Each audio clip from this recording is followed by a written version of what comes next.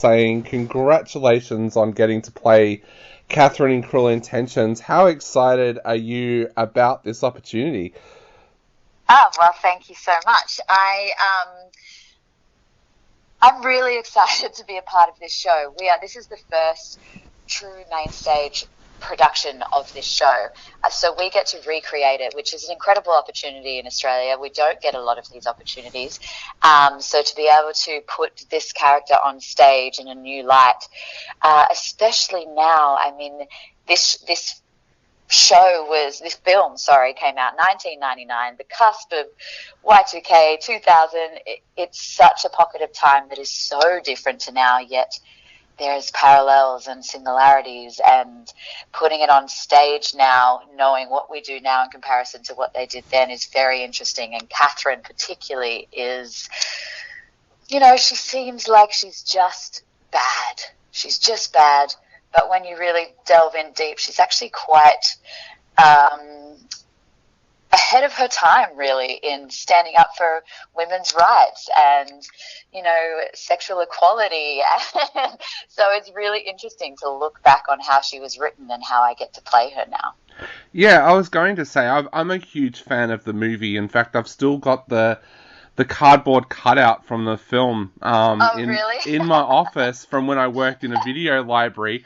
And I always found Catherine to be such an intriguing character because she is billed as the villain, but in a lot of ways she knows what she wants and she's out there, and I think that's one of the reasons why she's kind of called the villain, which is unfair in a way. So how do you approach playing that character?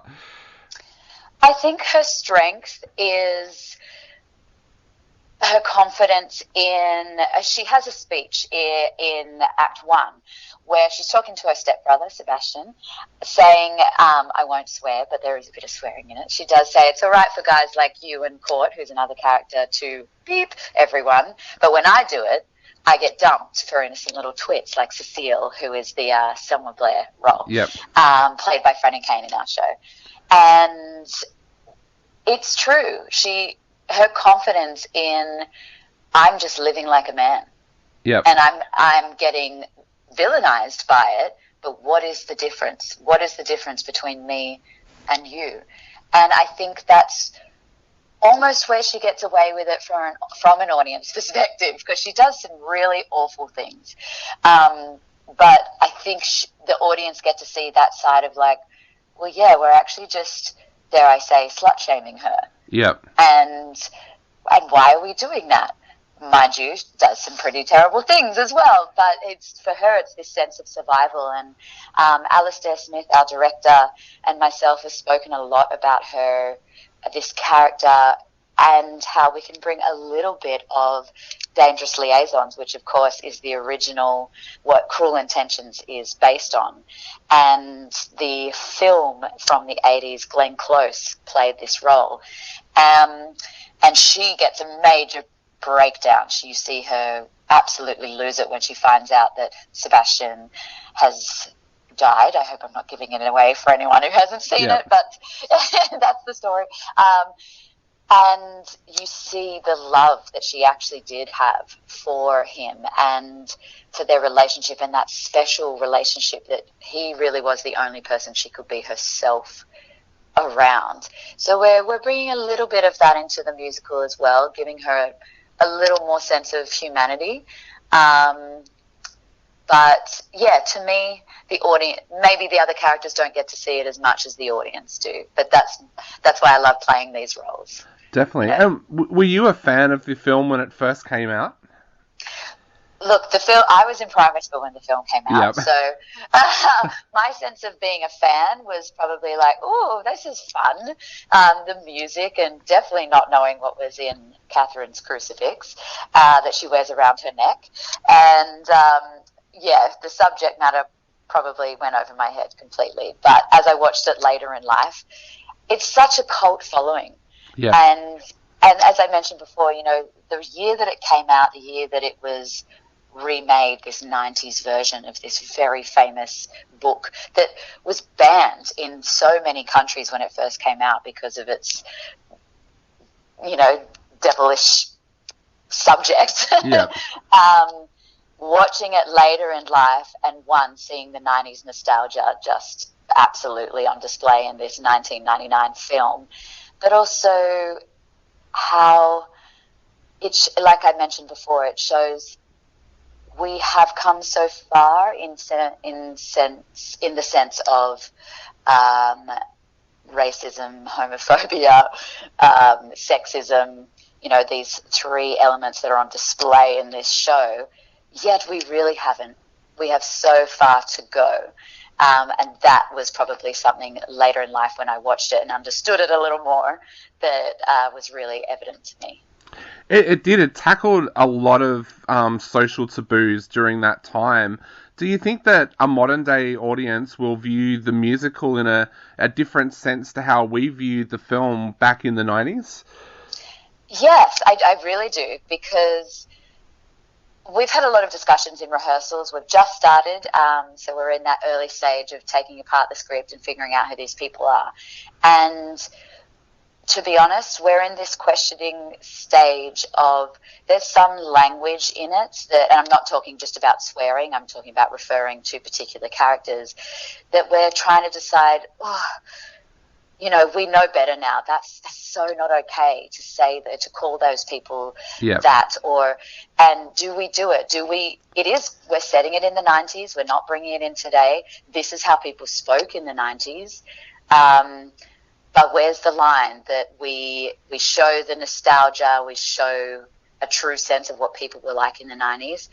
Or do we shift it more to be a little bit more sensitive to the fact that we know better now? So we're discussing that, to be honest. And I don't know whether I have an answer for you yet. I hope that the audience can see that the things that we have chosen to keep are for a theatrical storyline purpose, to show who these people really are, the darkness of them, and that yes, when you go, that makes me uncomfortable, there's a reason for that, is because that character is awful and gross, and they are maybe racist or homophobic or sexist, and we want you to feel that disdain against them, rather than, can't believe they just said that.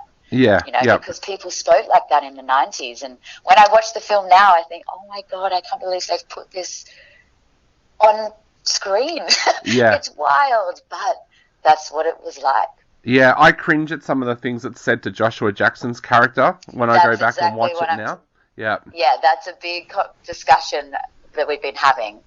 And you think, oh God, I really can't believe people used to speak like that. It's awful.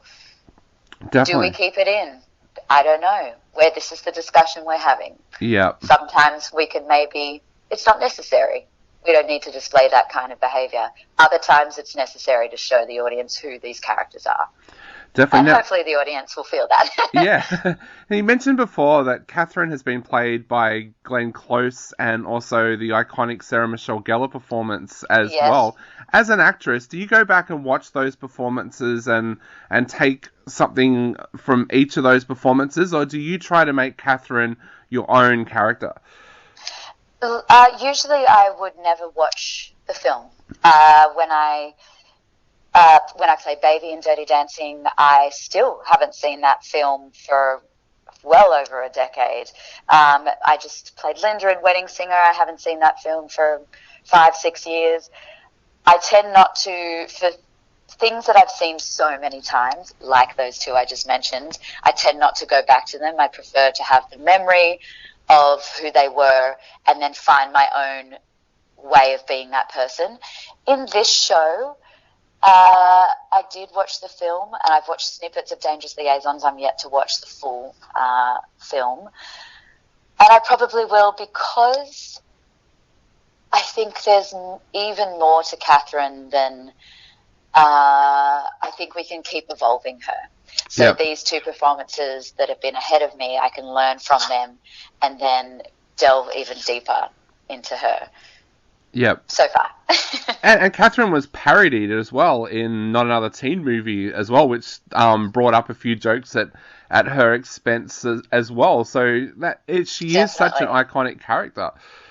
because she's so hard. Yeah. She has, Sarah Michelle Gellar has some of the most famous lines from the film, the most iconic moments, that kiss with Selma Blair, the Cecile role, and all that whole scene.